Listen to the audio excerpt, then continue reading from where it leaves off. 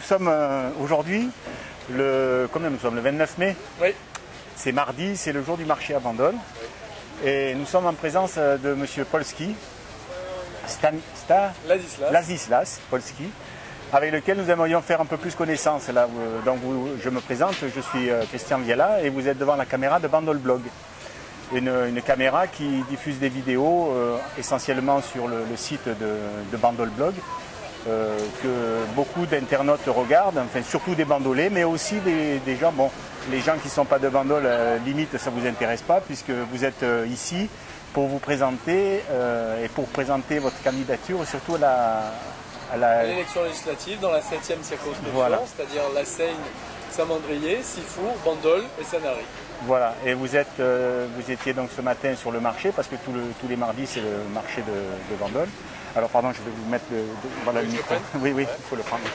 Et ce matin, je suis allé donc sur votre page Facebook pour faire connaissance un petit peu, mais j'ai pas appris grand-chose. Si ce n'était que vous étiez un homme, donc a priori c'est confirmé. Alors dites-moi ce que vous voulez savoir. Votre âge. Alors j'ai 36 ans, je suis marié, père de 2 enfants, médecin, généraliste. Ah, vous exercez dans quelle ville? Alors j'exerce dans la région mais dans un autre département. Ah d'accord. Et je suis conseiller régional, délégué aux questions de santé et candidat aux élections législatives pour le Rassemblement de la gauche. D'accord. Donc vous êtes conseiller régional, c'est votre expérience en fait en politique, c'est celle-là. Vous êtes jeune, hein, très jeune, avec 36 ans. J'ai vu que vous aviez comme suppléant M. Villemaud, qui est maire de la Seine, mais c'est quand même un appui important. C'est un atout très important. J'ai voulu que effectivement ma candidature soit renforcée par un ancrage territorial très fort. Et le maire de la plus grande ville de gauche administrée dans la région PACA, ça n'est pas rien comme suppléant. Donc je suis effectivement très content que Marc Villemaud ait accepté de me faire cet honneur-là. Mais au-delà de la gauche, je suis le candidat de tous les républicains qui veulent que notre pays reprenne en main son avenir. Mais en fait, il y a plusieurs tendances qui se regroupent autour de vous. Les mouvements radicaux de gauche, les socialistes. Je suis soutenu par le Parti Socialiste, le mouvement républicain et citoyen de Jean-Pierre Chevènement auquel j'appartiens, le Parti radical de gauche et Europe Écologie Les Verts. D'accord. D'ailleurs, Europe Écologie Les Verts n'ont pas de candidat, je crois, aux législatives. La candidature qu'ils avaient avancée a été retirée.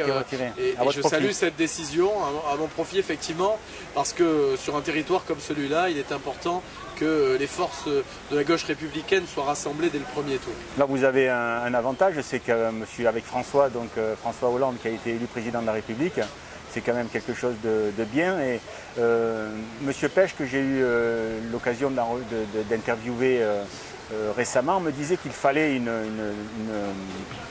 un parlement majoritaire, c'est-à-dire il avait dans l'esprit, bien qu'étant de droite, qu'il fallait à tout prix, enfin à tout prix, pas à tout prix, mais il fallait que vous soyez majoritaire au Parlement pour poursuivre une politique avec le président de la République et son gouvernement.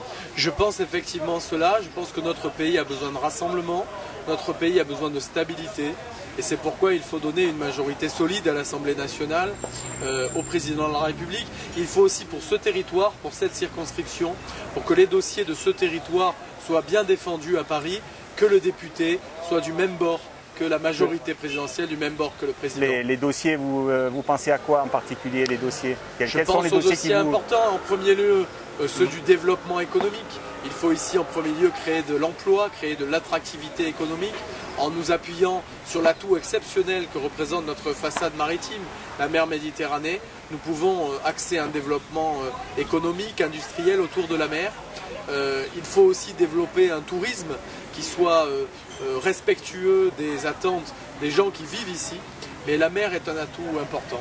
Et puis dans les thèmes que je compte défendre, le thème prioritaire sans doute sera celui de la santé. Je suis moi-même médecin, responsable au Conseil régional des questions de santé.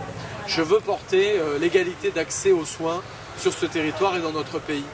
Vous savez, enfin bon, vous le savez, puisque c'est la première fois que vous êtes candidat aux législatives. Oui. Vous savez qu'on vous connaît mal. On peut dire pas du tout même. Donc cet entretien, en fait si on peut dire, cette discussion, ce dialogue que nous avons tous les deux, c'est pour vous faire connaître, pour savoir qui vous êtes, quelle est votre personnalité Je vous en remercie. Alors effectivement, pour combler ce déficit peut-être de notoriété, eh bien, il y a le fait que je suis le candidat de François Hollande.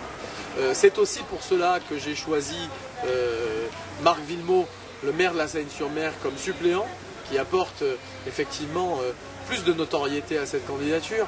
Mais au-delà de la question de la notoriété, je veux vraiment être le député de la majorité présidentielle qui défendra à Paris efficacement les dossiers et les enjeux et les intérêts de ces territoires. Alors vous savez, il y a différents dossiers qui préoccupent les Varois, en particulier deux. Un troisième qui a été abandonné, c'était l'exploration et l'exploitation des gaz de schiste. Non, ça n'a pas été abandonné, ça c'est par rapport à la mer. Les forages. Les forages en Méditerranée, voilà. Oui. Par contre, le gaz de schiste et la LGV, c'est toujours en question. Et bon, je ne pense pas que vous puissiez donner un avis strict et définitif, enfin catégorique et définitif par rapport à ces sujets-là, parce que c'est de la concertation. M. Hollande lui-même a dit pour la LGV, il faudra réfléchir à tout ce qui peut arriver, à tout ce qui doit être fait et pas fait en respectant l'environnement. Mais pour le gaz de schiste, on se fait beaucoup de soucis par rapport à cette exploitation, à cette prospection et cette exploitation qui a été dans un premier temps arrêtée, annulée, mais qui sous le manteau continue quand même à progresser. En tant qu'homme, vous avez une famille, vous avez des enfants. Vous savez très bien que le gaz de schiste, a priori, de la façon dont il est extrait aujourd'hui, procure de nombreux maux au niveau de l'environnement, au niveau de l'eau surtout. Ça vous préoccupe ça quand même? Évidemment, il me semble que le dénominateur commun des deux dossiers que vous venez de citer, c'est effectivement la question de la préservation de notre patrimoine naturel, de notre cadre de vie, qui est un atout exceptionnel. Ici, nous sommes sur un territoire où les gens viennent du monde entier pour voir la richesse de notre cadre de vie. Et donc, il est important de préserver cet atout. Pour les gaz de schiste, évidemment, il faut s'opposer à cette exploitation et en premier lieu parce que, comme vous l'avez dit, les techniques d'exploitation particulièrement destructrices, particulièrement caricaturales, doivent être combattues. On ne peut pas accepter cette technique de fragmentation qui consiste en la destruction du sous-sol pour l'exploitation d'hydrocarbures. Nous considérons qu'il faut qu'en matière énergétique, nous développions en priorité d'autres modes d'énergie que la question des hydrocarbures.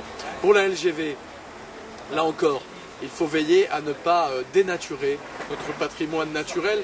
Ce qui est fondamental, c'est que le tracé qui a été retenu pour la LGV, ce tracé des métropoles, voulu par M. Falco, par M. Gaudin, le maire de Marseille, avec la complicité finalement, ou en tout cas la complaisance de M. Vialat, le député sortant, eh bien nous le combattons parce que d'abord il consisterait en un projet qui serait hors de prix, ensuite parce qu'il dénaturerait le cadre de vie, comme je l'ai dit, et enfin parce qu'il ne correspond pas aux besoins de ce territoire. Ce qu'il faut, c'est développer des modes de transport, il faut développer le transport ferroviaire, mais il faut d'abord développer l'existant. Et en tout état de cause, si une ligne à grande vitesse était envisagée, le tracé actuel qui passe au cœur de notre circonscription doit être abandonné. D'accord, mais bon, je parlais tout à l'heure de M. Pêche et je peux parler aussi de M. Vialat, qui un jour je lui faisais cette réflexion par rapport au gaz de schiste. Il me disait, et il m'a répondu, j'entretenais le même dialogue avec lui, il me disait, vous me faites sourire. Et il n'a pas tort dans la mesure où nous sommes aujourd'hui dans une société où nous avons besoin d'énergie. Alors l'énergie des sources naturelles, c'est-à-dire pétrole, gaz de schiste, enfin tout ce qui est non renouvelable, est en voie de disparition. Alors il va bien falloir à un moment donné, comme vous venez de le dire, développer toutes les sources d'énergie renouvelables.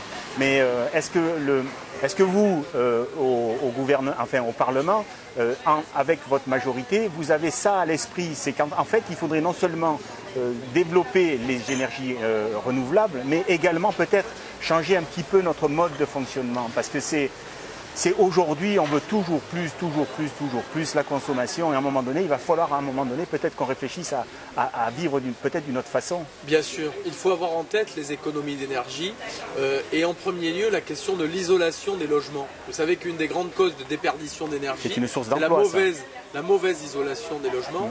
Je suis conseiller régional, vous savez que la région Provence-Alpes-Côte d'Azur mène une politique très ambitieuse pour aider à l'isolation des logements et donc au gaspillage d'énergie. C'est effectivement un grand défi, y compris de développement économique, de participer à une bonne isolation des logements. Et ça fait partie d'ailleurs c'est une source de création d'emplois, ça, parce que c'est énorme les emplois que l'on peut créer au travers de cette économie d'énergie. Écoutez, moi je suis très heureux d'avoir fait votre connaissance, de savoir que vous êtes marié, que vous avez des enfants déjà. C'est pas parce qu'on n'est pas marié que c'est plus mal, mais en fait on ne vous connaissait pas, donc merci d'avoir répondu à ces quelques questions. Merci, il est vrai que si je suis candidat, c'est pour être député de la nation. L'élection législative est une élection nationale. Moi-même je suis conseiller régional, je connais bien ce territoire et je veux le représenter efficacement dans la majorité présidentielle avec François Hollande. Alors vous savez qu'il y a plusieurs villes. Moi je regrette parfois qu'on ne voit les élus que lorsqu'il y a des élections. Et il serait, pour ma part, pour Bandolais que je suis depuis 30 ans, il serait souhaitable que les élus se manifestent un petit peu plus dans leur circonscription en faisant des réunions par exemple d'information où aujourd'hui les moyens de communication, même sans se réunir sur le terrain physiquement avec vos électeurs ou ceux qui ne vous ont pas choisi, on peut le faire au travers, d'ailleurs vous avez une page Facebook, j'espère que cette page, d'abord elle va s'enrichir, et un site, le site je ne le connais pas, mais en fait je le mettrai sur le blog. C'est quoi l'adresse? Polski2012.fr. Polski2012. D'accord. Les deux. Donc je mettrai le lien sur la vidéo et j'espère que vous aurez une communication meilleure que ce qu'elle est. Vous avez 36 ans, donc vous êtes une jeune génération. Et il faut avoir à l'esprit qu'on a aujourd'hui les moyens de faire passer des tas de choses très facilement au travers d'Internet, de la vidéo. Bientôt ce sera même en direct. Là on n'est pas encore tout à fait en direct, mais ce soir il y aura la vidéo sur le blog. C'est effectivement un enjeu important, le développement des nouvelles technologies, et la proximité aussi est un enjeu important. Et je pense que c'est une des failles du député sortant, de n'avoir pas été assez présent sur le terrain, en dehors peut-être de sa propre commune, mais un député, c'est un député de sa circonscription, c'est un député chargé de porter une parole nationale en lien avec le territoire sur lequel il a été élu, et je crois effectivement qu'il faut que nous soyons ancrés à ce territoire. C'est pourquoi ce matin sur le marché, j'étais avec mes amis qui sont des Bandolais, qui connaissent bien ce territoire et qui m'ont permis d'approcher au plus près les préoccupations quotidiennes des Bandolais. C'est Christian Delot, je crois, qui vous représente par à Bandol, exemple, et d'autres amis. Qui est au conseil municipal. Un conseiller municipal, Christian Delot, bien sûr, et d'autres amis qui connaissent bien ce territoire et qui incarnent bien ce rassemblement nécessaire, au-delà même de la gauche, un rassemblement des républicains qui veulent que leur pays reprenne en main son avenir. D'accord, mais écoutez Monsieur Polski, je vous remercie beaucoup. Merci beaucoup. Et puis bonne chance pour la suite. Si jamais vous repassez à Bandol... Oui, nous repasserons probablement également entre les deux tours.